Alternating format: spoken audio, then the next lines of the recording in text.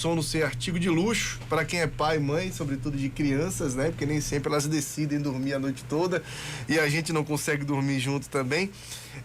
E a gente vive a Semana Mundial do Sono, né? Que é um momento importante para discutir muito mais do que essas situações pontuais de pai e mãe, mas a qualidade do sono de um modo geral. A gente está recebendo aqui em nosso programa as doutoras Carolina Greenfeld, médica otorrinolaringologista, especialista em medicina do sono, e a doutora odontóloga Eliane Martins, falando a respeito desse assunto, né? Esse ano a gente tem o tema sono de qualidade, mente sã, mundo feliz. E essa discussão, esse ponto de partida que eu queria começar com vocês também, porque a gente vive um momento de pandemia, já há 2 anos, graças a Deus os números estão baixando, a gente espera estar vivendo o começo do fim, mas um momento muito complicado, né? E de modo que eu conheço pessoas, tenho pessoas próximas, inclusive, que desenvolveram insônia nesse período por conta da própria ansiedade, né? O medo, aquela questão, o isolamento, alguém perto que sempre é doente ou algo do tipo. O quanto que isso influenciou, o quanto que esse momento que a gente tem influenciou para a alteração da qualidade de sono das pessoas. Eu queria pegar isso como ponto de partida, até porque o tema esse ano é sono de qualidade, mente sã, mundo feliz. Bom dia, muito bom tê-las aqui conosco. Bom dia, Fernando, Ana, Dilson, prazer estar aqui com vocês. Sempre nosso. Todo ano, muito, muito bom vir aqui conversar com vocês. Então, assim, a pandemia evidenciou muitos problemas do sono, né? As pessoas ficaram em casa sem fazer atividade física, com uma alteração da rotina, se alimentando de forma ruim, passaram a não ter realmente uma regularidade. Veio a ansiedade, o medo, o desemprego, e isso interferiu diretamente nos distúrbios do sono, né? As pessoas passaram realmente a dormir muito pior. E a gente sabe que dormir é tão importante quanto se alimentar, é tão importante quanto beber água. Então, o não dormir é incompatível com a vida. Fora que a pessoa fica mais estressada, a pessoa fica mais ansiosa, você deixa de produzir diversos hormônios necessários para a sua saúde. Tem trabalhos já que provam que até a eficácia da vacina é diferente para uma pessoa que dorme bem, para uma pessoa que dorme mal. Você produz anticorpo durante o sono, você produz hormônio tireoidiano, hormônio do crescimento. Então, o sono realmente é imprescindível para você ter uma boa qualidade de vida. E a pandemia e o sono da gente começa, na verdade, quando a gente acorda. Então, vai desde o bom dia, vai refletir na noite. Então, as pessoas às vezes acham que fazem tudo errado durante o dia, à noite quer que tenha um botãozinho que desligue e você apague. E não é bem assim, né? Então, tudo que você faz durante o dia, tudo que você passou ali durante o dia, reflete na noite. Pois é, e quando a gente fala de ansiedade, mente intranquila, quando você está com preocupação, todo mundo já teve uma experiência dessa, né? Tá com preocupação, tá com uma coisa que não sai da cabeça, não consegue dormir direito. Tem técnica para isso? Como combater isso? Porque tem gente que já é ansiosa por natureza, já tem aquela ansiedade, precisa combater a ansiedade para dormir melhor. E como fazer? Tem ritual de sono que seja eficaz para esses casos? Não, tem sim. Assim, o que acontece? A insônia crônica, a doença, a gente considera quando o paciente tem dificuldade de pegar no sono, então a insônia inicial. Quando o paciente acorda várias vezes à noite, que é a insônia de manutenção. E quando o paciente acorda de madrugada e não consegue mais dormir, que é o despertar precoce. E a gente considera insônia quando isso acontece pelo menos 3 vezes por semana, há mais de 3 meses, que é a insônia crônica. Então, você não dormir tão bem porque você está passando por um problema pontual, isso pode acontecer com qualquer um de nós, né? O que não pode realmente é isso se tornar frequente e isso refletir na vida da pessoa no dia seguinte. Quantas medidas que a pessoa pode fazer para poder não estar levando esses problemas para casa, o que eu sempre oriento é assim, separar uma hora do dia para você estar escrevendo ali suas demandas, para você estar se escrevendo todas as suas preocupações, para você não estar levando isso para a cama. Porque o que acontece é que você deita e começa a aparecer, amanhã eu tenho que pagar tal conta, amanhã eu tenho que fazer isso. Então, para você não estar levando isso para a cama, você tentar resolver isso mais cedo. Evitar a ingestão de cafeína, isso é muito importante, porque o café, ele é absorvido de formas diferentes em cada organismo. Então, às vezes, ele vai ficar ali sendo um estimulante para você durante muitas horas. Então, não só à noite, umas 6 horas antes, você já não ingeria cafeína. Nem café, nem chá verde, chá mate, refrigerante de forma geral. O paciente tem que tentar ter o máximo possível uma regularidade. Então, tem uma hora certa de dormir, hora certa de acordar. Quando acontecer de deitar e não conseguir dormir, não ficar ali lutando contra a cama, a pessoa levanta, vai na sala, lê um livrinho que seja uma coisa mais leve, uma coisa que não deixa a pessoa mais estimulada, espera o sono chegar para voltar a dormir. A atividade física é muito importante. Não fazer tão próximo à hora de dormir, porque pode deixar você mais ativo. Mas fazer atividade física é muito importante. E essas medidas tendem a melhorar muito a qualidade do sono. E quando o paciente está fazendo tudo isso direitinho e não resolve, aí realmente vale a pena procurar um especialista. Pois é, e olha como o sono, né, é algo interdisciplinar. A gente está aqui com o otorrinolaringologista e especialista em medicina do sono, a doutora Carolina Grinfeld, e também com a odontóloga, a doutora Eliane Martins. E eu queria justamente relacionar as áreas, né? Muitas vezes as pessoas têm sono ruim, podemos dizer assim, influencia na saúde bucal ou vice-versa também. Queria que a senhora explicasse isso pra gente. Eu, por exemplo, durmo bem, durmo a noite inteira, mas eu sofro de bruxismo. Eu tenho esse problema de bruxismo. E aí tem aquela placa que coloca, a placa às vezes incomoda, durmo com, acordo sem. Eu queria que a senhora relacionasse pra gente as áreas, doutora Eliane, onde que a odontologia entra e auxilia também na qualidade do sono. Bom dia. Bom dia, ouvintes da Princesa FM. Obrigado, Fernando, Dilson, Ana Paula, todos vocês aqui por nos receberem anualmente dessa forma tão carinhosa. A odontologia tem contribuído muito para a medicina do sono. Uma das queixas, assim, gritantes dos pacientes, principalmente nesse momento de pandemia, é o bruxismo. O bruxismo, ele é multifatorial, ele tem várias causas. Às vezes, medicação leva a um bruxismo, doença de Parkinson leva a bruxismo e ansiedade. Então, é necessário a proteção, porque muitas pessoas nessa pandemia nos procuraram com fraturas de restaurações, fraturas até de unidades dentárias. Então, é preciso tratar. E a odontologia também contribui na área do tratamento do ronco e da apneia do sono. Então, sempre nós solicitamos aos colegas dentistas, aos profissionais da área de medicina, para englobar na anamnese como está o seu sono. A maioria da população, muitas pessoas não dormem bem. E às vezes administram isso, acordam com aquela sonolência, como se não tivesse dormido e não tratam. Então existe um exame chamado polissonografia, que é aquele exame que a pessoa dorme na clínica, para fazer um retrato da sua noite de sono. E a partir daí vem a questão. Tem ronco, não tem ronco? Normalmente o ronco é sinalizado pelo companheiro ou companheira. E esse ronco, até mais ou menos uns 15, 20 anos atrás, não era tratado. Associava-se unicamente a obesidade ao ronco e hoje em dia nós sabemos que existem outras causas. O ronco se tornou uma coisa muito preocupante, pois ele é sinalizador para a apneia. O que é a apneia do sono? São microparadas respiratórias, onde repetidas vezes deixa de oxigenar o nosso organismo, trazendo consequências maiores. Então, respondendo mais diretamente ao seu questionamento, existe um aparelho odontológico que chama aparelho intraoral, retido nos dentes, usado somente para dormir, onde nós conseguimos tratar ronco e apneia do sono. Olha só, o ronco também. Sim. É curioso isso. Muitos casais aí devem estar agora, a mulher ali, geralmente a mulher que reclama mais do ronco do homem, não sei até se tem estudo nesse sentido, se o homem ronca mais. É um problema social hoje em dia. Nós recebemos casais onde porque, por exemplo, uma mulher que nunca roncou, quando ela chega à menopausa, muitas vezes, que os hormônios estão desarrumados, o ronco surge. E o que a Eliane falou, assim, que eu lembrei, que é bom a gente ressaltar o seguinte, que muitas pessoas não sabem. Vários indutores do sono, então vários medicamentos, como Zolpidem, benzodiazepínicos, pioram o bruxismo. Isso é importante, viu? Pioram o bruxismo.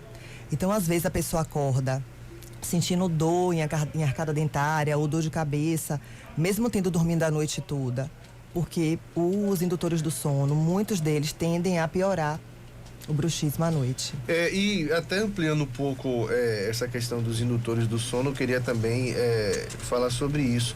A gente vive um momento em que as pessoas se automedicam para tudo, né? A gente viu recentemente, infelizmente, a cantora Paulinha Abelha, a morte dela sendo relacionada a chás e medicamentos para emagrecimento e tudo mais, de forma... Obviamente, se isso fosse orientado por um médico, talvez não tivesse acontecido. Com certeza não teria acontecido o que aconteceu, né? Isso tudo acontece por superdosagem, por aquilo que o corpo não está precisando naquele momento. Em relação a esses indutores do sono, volta e meia a gente ouve falar alguma coisa, aí alguém vem, não, tem um suplemento alimentar à base de melatonina, é natural mesmo? Como é que é isso? É indicado para que casos? É importante a gente falar isso porque eu mesmo conheço muita gente que faz uso da melatonina ou de qualquer outro medicamento, porque fala, não, eu durmo bem, durmo igual um bebê. Mas a longo prazo, o que é que isso pode trazer para a pessoa? O que acontece? A melatonina, por exemplo, nós sabemos que todos nós produzimos a melatonina. Então, a gente precisa da escuridão para produzir a melatonina. Sabemos também que com o decorrer da idade, com o envelhecimento, essa taxa de produção pode se reduzir. Então, assim, a melatonina, a indicação precisa dela é quando a gente fala o jet lag. Vamos supor, você viajou para a China. Então, o que a melatonina faz, ela regulariza o ciclo sono-vigília, o ciclo dia e noite. Em alguns casos, tem indicação de entrar, mas nós temos que ter cuidado porque a melatonina também tem absorção hepática. E do que aconteceu com a cantora, como você falou, né? Teve alteração do fígado, então a melatonina, ela tem absorção hepática. A melatonina, ela pode piorar o número de pesadelos, então que vai dar realmente uma qualidade de sono pior para aquele paciente. E muitos deles podem apresentar uma sonolência diurna excessiva. Então toma e no dia seguinte fica se sentindo mole, fica se sentindo sem estar tão ativo, entendeu? Então realmente tem que ter cuidado, porque muitas vezes a pessoa quer um milagre, né? Ela não quer fazer a parte dela e quer dormir e apagar. O sono normal, gente, nunca vai ser igual ao sono de um remédio, né? Então as pessoas precisam saber disso. Então, é muito fácil você ir, tome isso aqui que você vai apagar. E a longo prazo? Leva o que para a vida desse paciente? Eu tenho pacientes que começaram tomando depois foram tomando... Aí dorme muito bem. Depois de 2 meses está tomando 2, depois está tomando 3. Então, isso vai dando uma tolerância. A paciente vai precisando de doses cada vez mais altas para ter aquele resultado. Então, assim, cada paciente é de um jeito. Não existe bula para todo mundo. Às vezes a gente tem que sempre procurar a causa. O que é que está levando aquela qualidade de sono ruim? Tem paciente que acha que tem insônia. Chega no consultório, a gente vê que não tem nada de insônia, que o paciente dorme. Só que o paciente está tendo uma alteração na qualidade do sono. Né? Então, assim, tem que ver o que é que a pessoa tem para ver a necessidade. E medicamento é saudável quando é prescrito por um médico para aquele caso, porque teve indicação.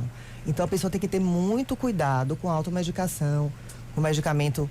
Minha mãe não estava dormindo, mandou eu tomar isso aqui. Minha avó não estava dormindo, minha vizinha, e vai tomando, né? E muitas vezes a gente troca uma insônia por uma dependência medicamentosa, que é muito mais difícil de tratar. Pois é, e aí aquela coisa, não tem o sono reparador, e aí de manhã cedo ou depois vem café, aí eu vou fazer a minha culpa, viu? Tomo café aqui o programa todo, mas é mais... Talvez até uma dependência química na cafeína. Acredito que sim, Ana. Não deixa de ser, né? De alguma forma. Então, aí vira um ciclo, né? Toma um remédio para dormir e toma café para acordar. O estimulante no dia seguinte, isso. Porque assim, você, no seu caso, né? Como eu falei, o organismo é diferente, a absorção da cafeína é diferente. Tudo que a gente está falando são para pessoas que estão com problema de sono, né? Não teria sentido nenhum você tomar cafeína o dia todo, aí você vai no meu consultório dizer, de noite eu tô sem dormir. Aí eu falo, reduz a cafeína. Agora curioso, eu só tomo até umas 3 da tarde no máximo, porque eu sei que altera o sono mesmo. E além disso, assim... E não tenho problemas. Você é novo, então você pode não ter problemas hoje. Possa ser que daqui a 10 anos você comece realmente, eu estou ficando mais ativo, você conseguir dormir à noite. Então você tem que se observar, tentar fazer sua parte para deixar o sono chegar.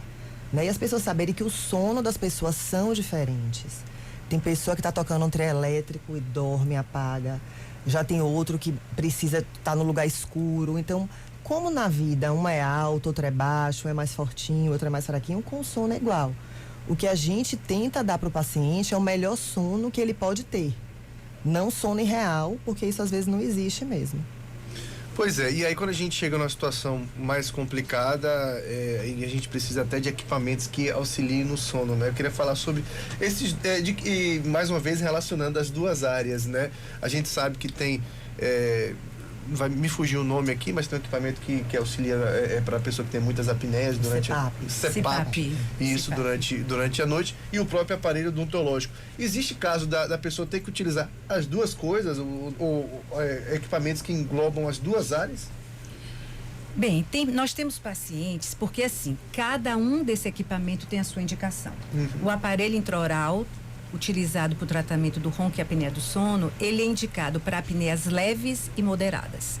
E ele facilmente, a adesão é boa. Então, o paciente consegue e nossos resultados vão de 80% a 90% de melhora. Um resultado excelente. O CPAP, ele é um aparelho também padrão ouro, excelente, mais indicado para apneias graves. Mas nós temos pacientes onde eles não se adaptam ao CPAP, às vezes uma questão de idade, uma questão de dificuldade mesmo, e sendo até uma apneia moderada ou grave, eles solicitam a possibilidade de ter o aparelho intraoral também. Então, isso tem que ser monitorado, porque nós temos a responsabilidade de não subtratar o nosso paciente, ou seja, ele está com o aparelho intraoral. O companheiro, a companheira diz que o ronco melhorou, mas está melhorando também a apneia? Tá? Então, em muitos casos, os pacientes gostam de ter os dois, porque até para levar em viagem, o aparelho intraoral é pequenininho, ele fica em uma caixinha. Outra coisa também do que Carolina estava falando aqui agora, que eu gosto de enfatizar, Fernando, essa área do sono, ela é tão rica que ela nos permite falar com o paciente como um todo. Então, nesse período de pandemia, nós recebemos muito pacientes com sobrepeso, com alimentação errada, com muita ansiedade. Então, essa área do sono... Já envolve até outras áreas isso, também, né? Ela é multidisciplinar. A gente fala do paciente, como o sobrepeso atrapalha o sono. A necessidade de ter um nutricionista que faça uma dieta, aquela alimentação noturna que não deve ser muito pesada. Nós já temos até o direito de falar sobre essa parte de psicologia da ansiedade, de uma meditação, de um yoga, de um desacelerar. Então, realmente, nós somos suspeitas para falar, porque essa área é apaixonante. Pois é, e são muitas áreas envolvidas, né? Muitas áreas envolvidas. Eu me recordo que eu tinha um problema de desvio de septo, por exemplo, que atrapalhava demais o meu sono. E eu só fui me dar conta disso quando eu fiz a operação de rinoceptoplastia, né? Aí eu vi, depois aproveitei e fiz a parte estética também, mas a motivação inicial era a questão de não estar respirando bem. Isso mudou da água para o vinho, meu sono. O que tem é porque em sono a gente tem uma doença chamada síndrome da resistência da via aérea superior. O paciente não tem apneia, mas ele tem uma fragmentação do sono. E tem um paciente que tem uma qualidade de sono ruim. Você vê que ele tem vários microdespertares à noite, que não é o acordar, é superficializar o sono. E quando você vai ver, a queixa muitas vezes pode ser um desvio de septo mesmo. Pois é, olha quanta... Às vezes está num detalhe que você não imagina, né? Pois é, muito bom tê-las aqui. Eu quero agradecer a presença da doutora Carolina Grinfeld, otorrinolaringologista, especialista em medicina do sono, e também a doutora Eliane Martins, odontóloga. É um assunto que dá programas inteiros para a gente falar.